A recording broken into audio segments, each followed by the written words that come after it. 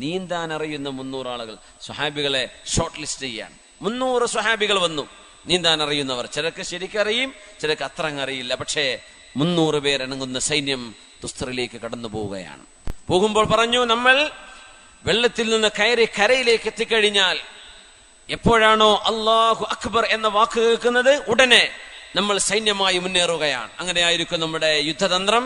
അതുകൊണ്ട് തക്ബീർ കേട്ടുകഴിഞ്ഞാൽ നമ്മൾ മുന്നേറണം, അതാണ് നമ്മുടെ ലക്ഷ്യം എന്ന് പറഞ്ഞു. അങ്ങനെ 300 പേർ ആ ഗുഹയിലൂടെ യാത്ര ചെയ്തു. ഇതൊക്കെ ചരിത്രത്തിൽ അപൂർവം നടന്ന സംഭവങ്ങളാണ്. 300 പേർ യാത്ര ചെയ്തു എന്ന് മാത്രമല്ല, അക്കരെ എത്തിയപ്പോഴേക്കും അബൂ മൂസ അശ്അരി റളിയല്ലാഹു അൻഹു നീന്തം അറിയുന്ന സ്വഹാബിയാണ്. അവരൊക്കെ നീന്തി അക്കരെ എത്തി നോക്കുമ്പോൾ 300-ൽ 220 ആളുകൾ മുങ്ങി മരിച്ചിട്ടുണ്ട്. 220 സ്വഹാബിമാർ ആ ടണലിനുള്ളിൽ മുങ്ങി മരിക്കുകയാണ് ഉണ്ടായത്. ജീവനോടെ ബാക്കി കിട്ടിയത് വെറും 80 ആളുകൾ മാത്രം. ആ 80 ആളുകളെയും കൊണ്ടാണ് മഹാനായ അബൂ മൂസ അശ്അരി റളിയല്ലാഹു തആല അൻഹു തുസ്തർ ഗ്രാമത്തിലേക്കുള്ള അവരുടെ മുന്നേറ്റം നടത്തിയത്.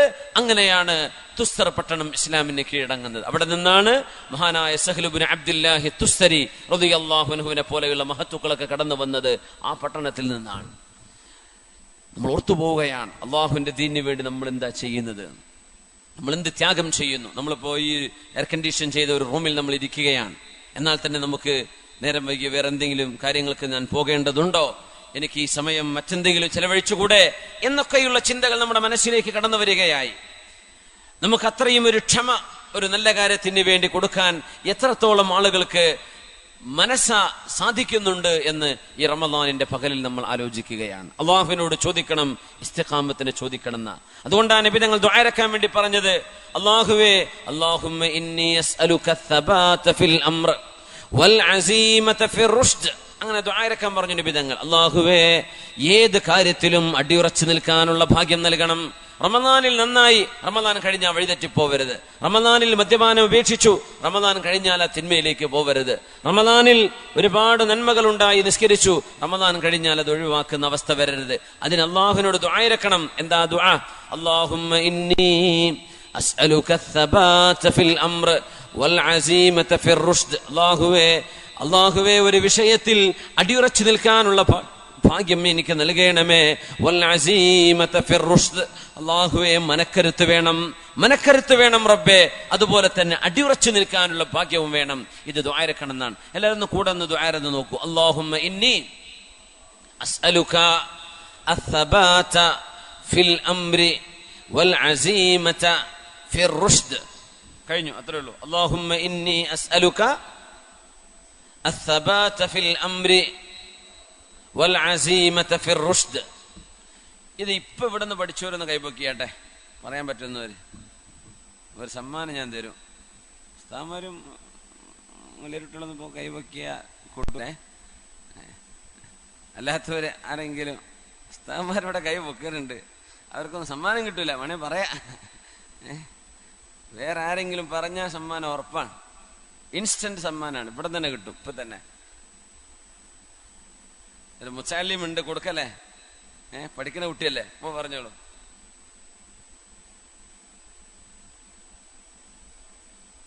മാഷാ അല്ലാഹുമ്മ ഇന്നി അസ്അലുക അസ്സബാത ഫിൽ അംരി വൽ അസീമത ഫിർ റുഷ്ദ്. മാഷാ അല്ലാഹ്. അപ്പൊ എന്തായാലും ഒരു സമ്മാനം കൊടുക്കൽ നിർബന്ധമാണ്. അൽഹംദുലില്ലാഹ്. അപ്പോ സാധാരണ എല്ലാവർക്കും പഠിക്കാൻ പറ്റത് ബിസ്മില്ലാഹിർ റഹ്മാനിർ റഹീം ഉഷാറായിട്ട് പഠിക്കുക. ജസാക്കല്ലാഹു ഖൈർ. അല്ലാഹുമ്മ ഇന്നി അസ്അലുക അസ്സബാത ഫിൽ അംർ വൽ അസീമത ഫിർ റുഷ്ദ്. അല്ലാഹുവിനോട് ചോദിക്കണമെന്ന. അല്ലാഹുവേ നന്മയിൽ ഉറച്ചു നിൽക്കാനും ഏതൊരു വിഷയത്തിലും മനക്കരുത്തുണ്ടാവാനും നിന്റെ സഹായം എനിക്ക് വേണം തമ്പുരാനെ. അല്ലാഹു നമുക്കത് നൽകി അനുഗ്രഹിക്കട്ടെ. ആമീൻ യാ റബ്ബൽ ആലമീൻ. അല്ലാഹുവിന് വേണ്ടി ത്യാഗം ചെയ്യുന്ന ഒരു മനസ്സ്, അള്ളാഹുവിന് വേണ്ടി ജീവിക്കുന്ന ഒരു മനസ്സ്, ഇതാണ് നമുക്ക് ഈ റമദാനിലൂടെ നമുക്ക് കിട്ടേണ്ടത്. അങ്ങനെയാണ് ജുലൈബീബ് റളിയല്ലാഹു അൻഹു അള്ളാഹുവിന്റെ റസൂലിന്റെ സ്വഹാബിമാരിൽ കാണാൻ ഭംഗിയില്ലാത്ത ഒരു സ്വഹാബിയാണ്.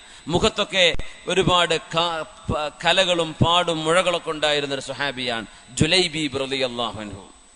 അങ്ങനെ ഇരിക്കുമ്പോഴാണ് നബിതങ്ങളുടെ ജീവിതം വലിയ അത്ഭുതമാണ്. തങ്ങൾ വളരെ കാഷ്വൽ ടോക്ക്, അവിടുത്തെ സ്വഹാബികളുമായി അനുചരന്മാരുമായി ഇൻഫോർമൽ ടോക്കുകൾ ഉണ്ടാവും. അപ്പൊ നബി തങ്ങൾ ചോദിക്കുകയാണ്, ജുലൈബീബ് എന്താ വിശേഷം? കുഴപ്പമൊന്നുമില്ല നബിയെ. കല്യാണം കഴിച്ചിട്ടുണ്ടോ?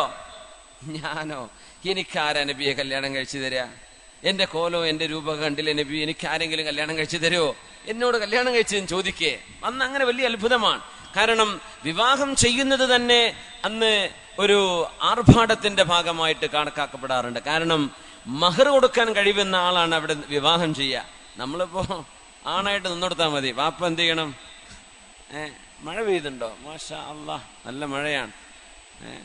മാഷാ അല്ലാഹ്. ഇത് ബേസിന്റെ കാറ്റാണോ മഴന്റെ കാറ്റാണോ? മഴേണ്ടതാ. മാഷാ അല്ലാഹ്, അൽഹംദുലില്ലാഹ്.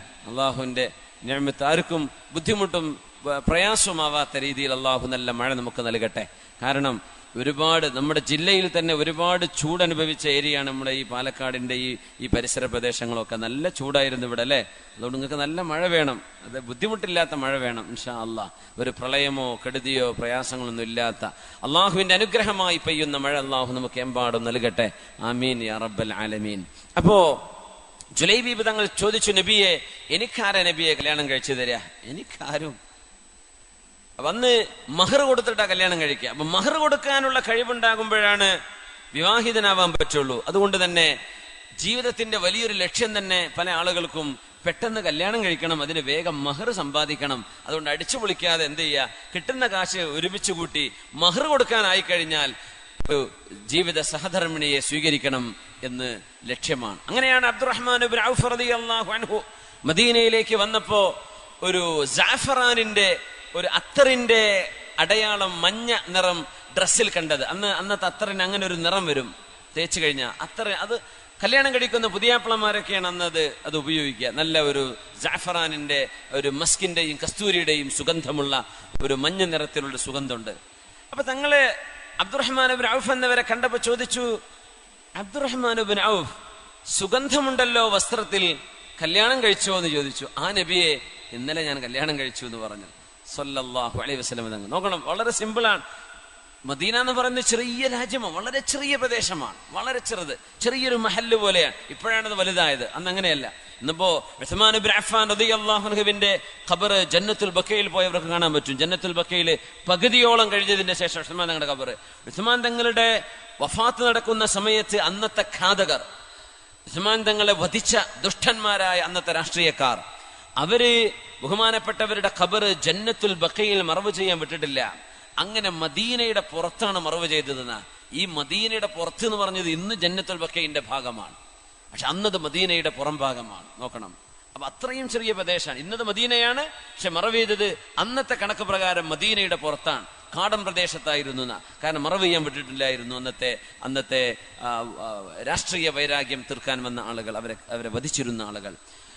ഷഹീദാണ് മഹാനായ ഉസ്മാൻ ഇബ്നു അഫ്ഫാൻ റളിയല്ലാഹു അൻഹു. അപ്പോ അങ്ങനത്തെ ഒരു മദീനയിൽ തന്റെ കൂട്ടുകാരൻ കല്യാണം കഴിച്ച് നബി തങ്ങൾ അറിയുന്നത് എപ്പോഴാ? ഡ്രസ്സിൽ ഈ കസ്തൂരിയുടെ ഇത്. അപ്പൊ നബി തങ്ങൾ അത്ഭുതപ്പെട്ടുകൊണ്ട് ചോദിച്ചു, അബ്ദുറഹ്മാൻ ഇബ്നു ഔഫ് ഇത്ര പെട്ടെന്നോന്ന് ചോദിച്ചു.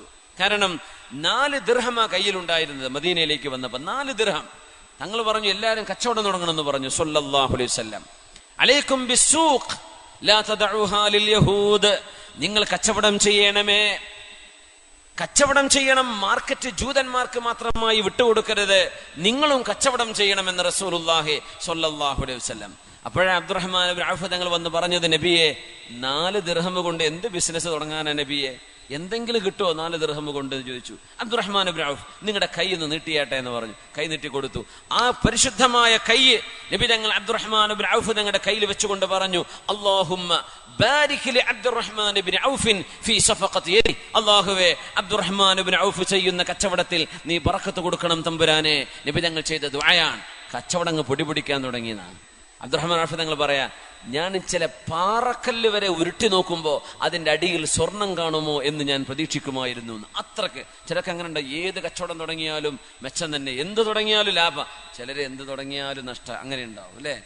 ഓരോ നടന്ന് നഷ്ടപ്പെട്ടു, ഇവിടെ നിന്ന് തുടങ്ങിയ അത് നഷ്ടപ്പെട്ടു. ചിലര് വെക്കുന്നത് മുന്നോട്ട്.